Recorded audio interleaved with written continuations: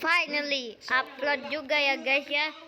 Bang Low by Mike. Tadi kita akan reaction Low by Mike membahas Skibidi Toilet. Skandal Skibidi Toilet semakin menakutkan. Oke, ayo mulai. Jangan lupa like dan subscribe, oke? Atau aku hancurkan kalian semua.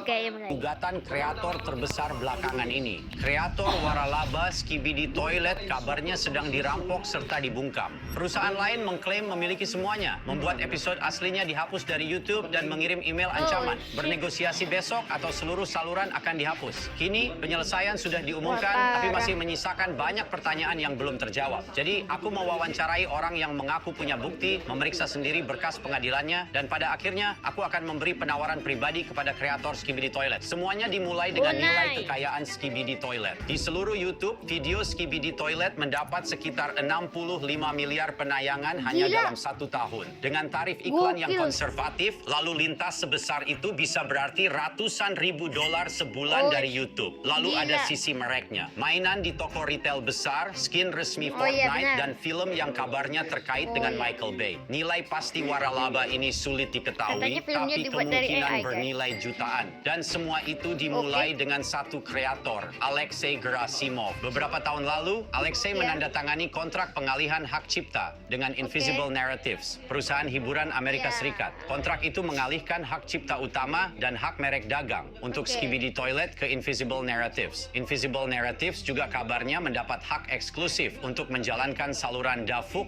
Boom, dan sebagian pendapatan iklannya. Lalu pada akhir tahun 2024, perusahaan bernama Next Level Apps mendaftar di zona perdagangan bebas di Dubai dan mengajukan permohonan merek dagang untuk nama Skibidi Toilet. Namun mereka tidak hanya mengajukan sekali, mereka mengajukan lusinan kategori produk, mendaftarkan skibiditoilet.com dan mendorong game tiruan Skibidi ke toko aplikasi. Pengajuan merek dagang itu memberi mereka sesuatu yang berbahaya, sebuah dokumen yang bisa mereka gunakan untuk mengatakan bahwa Skibidi Toilet adalah milik mereka. Next Level bilang salah satu pendirinya mengunggah ide game di forum Ukraina pada tahun 2020. Idenya adalah toilet dengan kepala manusia melawan manusia berkepala kamera. Mereka juga menunjukkan banyak bukti visual yang berbeda. Jadi, argumen Next Level adalah kami tidak mencuri Skibidi Toilet. Boom dan Invisible meniru kami. Tapi sebagai pengacara, disinilah aku memisahkan ide dari kepemilikan. Hak cipta tidak melindungi ide umum seperti toilet melawan manusia kamera. Hak cipta melindungi ekspresi aslinya, karya seninya, karakternya, videonya, dan ceritanya yang diciptakan. Dan materi awal Next Level tampak berbeda dari yang sebenarnya dibuat Alexei.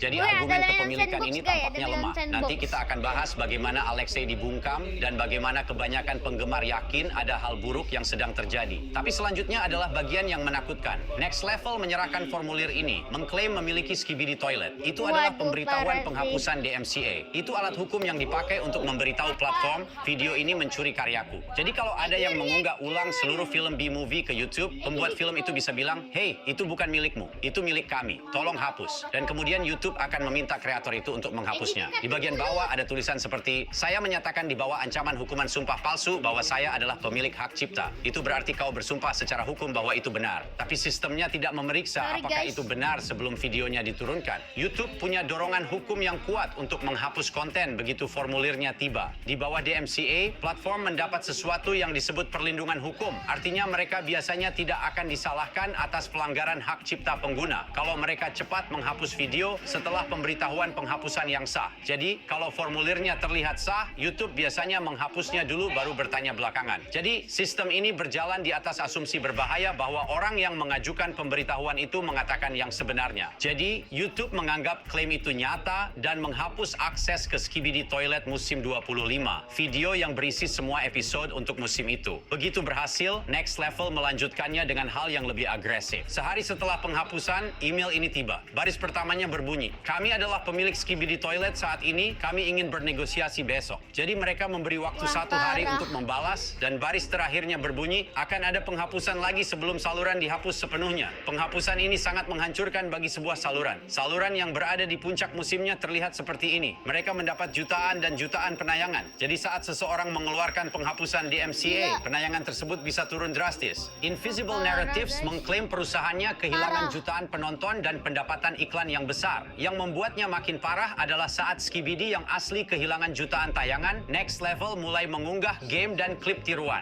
Dan ketika Invisible Narratives kabarnya mencoba menghapus unggahan tiruan itu dengan mengajukan formulir penghapusan hak cipta mereka sendiri, Next Level mengajukan pemberitahuan balasan untuk melindungi tiruan tersebut. Ya, itu sangat kacau. Hakim federal di California Utara memeriksa seluruh kasusnya, lalu mengabulkan perintah penahanan sementara darurat, yaitu perintah pengadilan untuk menghentikan seseorang sebelum kerusakan lebih parah terjadi. Hakim tidak sering memberikan perintah darurat. Bantuan darurat berarti pengadilan melihat risiko bahaya yang serius sebelum proses normal bisa berjalan. Itu adalah kemenangan awal yang besar bagi Invisible Narratives. Namun kemudian hakim mengubah perintah darurat itu menjadi sesuatu yang lebih kuat. Perintah pengadilan pendahuluan. Pada dasarnya itu berarti perintah penahanan yang bertahan lebih lama. Next Level toh tetap melanggarnya. YouTube menghapus episode 77 karena permintaan penghapusan lama yang tidak pernah ditarik oleh Next Level. Episode tersebut diblokir selama 57 hari. Pengadilan menyatakan Next Level melakukan penghinaan perdata dan mereka harus membayar $160.000.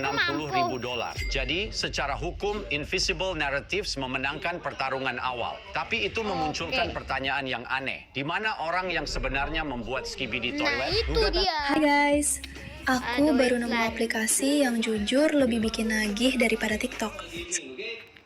Skibidi Toilet. Gugatan federalnya adalah Invisible Narratives melawan Next Level Apps. Nama Alexei tidak ada di sana. Dia bukan penggugat. Kedudukan hukum berarti kau punya hak untuk mengajukan gugatan sendiri. Dan saat kau memberikan hak ciptamu kepada orang lain, kau biasanya juga memberi mereka hak untuk melindunginya di pengadilan. Itu berarti Alexei kemungkinan tidak bisa menggugat Next Level dan tidak bisa mengajukan penghapusannya sendiri. Dia mungkin merelakan hak itu saat menandatangani kontraknya. Dan disinilah aku punya dua pendapat sekaligus. Secara hukum, aku paham kenapa Invisible yang jadi penggugatnya. Mereka punya hak yang dialihkan. Itu pihak yang paling tepat untuk menggugat. Tapi secara pribadi, menurutku penggemar juga berhak peduli pada Alexei. Penggemar tidak mengikuti pengalihan hak cipta. Mereka mengikuti gaya Alexei, humor anehnya, dan dunia yang dia bangun di tiap episodenya. Lalu, pertarungannya berpindah keluar ruang sidang. Pesan Discord yang bocor mulai menyebar di mana Alexei memberitahu penggemar kalau dia merasa benar-benar diasingkan dari proses tersebut. Tangkapan layar lainnya membuat penggemar bertanya-tanya apakah dia benar-benar dibayar. Alexei tidak dibayar atau setidaknya punya masalah besar untuk mendapat bayaran.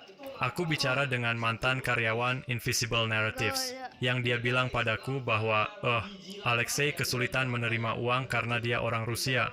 Saat Alexei memberikan hak Skibidi kepada Invis pada tahun 2023, sanksi Amerika Serikat terhadap Rusia membuatnya sangat sulit mendapat bayaran dari perusahaan Amerika. Para penggemar menunjuk pada bocoran pesan saat Alexei merasa dirinya benar-benar terjebak serta Ada merasa Iron telah ditipu Cameraman. mentah-mentah. Dia mengirim pesan ke beberapa YouTuber dan Ya bilang Allah. kalau dia tidak Ada dibayar Iron dan hampir Cameraman. bangkrut. Dia juga bilang kalau dia kehilangan kendali atas monetisasi YouTube-nya pada tahun 2024. Cameraman Jadi, facecam, guys. kalau itu benar, dia pada Astagfirullah. dasarnya kehilangan penghasilan utamanya dari saluran tersebut.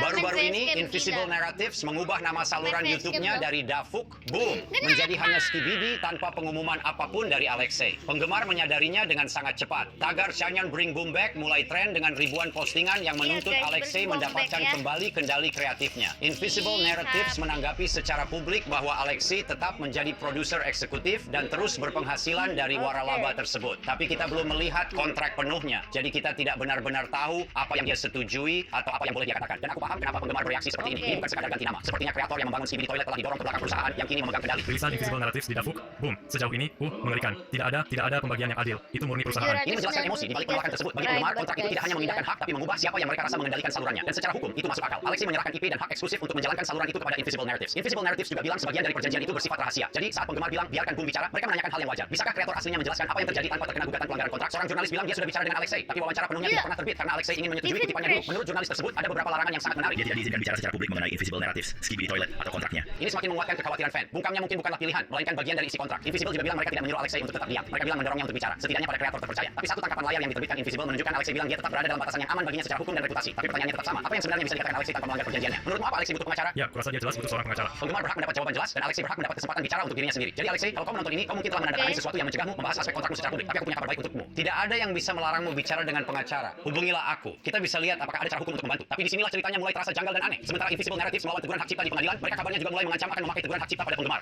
Contohnya, Either Flautin, sebuah saluran animasi yang cukup besar mendapatkan teguran dari pihak Invisible Narratives. Hanya gara-gara dia tidak sempat membalas pesan mengenai tawaran kerja sama dengan mereka. Kreator yang menghabiskan waktu berbulan-bulan membuat game penggemar Skibidi, animasi, dan video remix, kabarnya mulai mendapat teguran hak cipta atau email dari Invisible Narratives. YouTuber lain yang bernama One More Animator juga sempat menerima teguran serupa, padahal mereka sama sekali tidak. Terima kasih udah membership ya. Gila membershipnya udah bintang hijau. Oke guys, sampai sini aja videonya. Coba yang membership absen. Ini aku udah Yang membership Dar. coba. Gua mau lihat bintang reaction lagi ya tadi, karena aku nggak nyampe guys ya. Jadi thank you udah like dan subscribe. Jadi goodbye, the video. Dadah.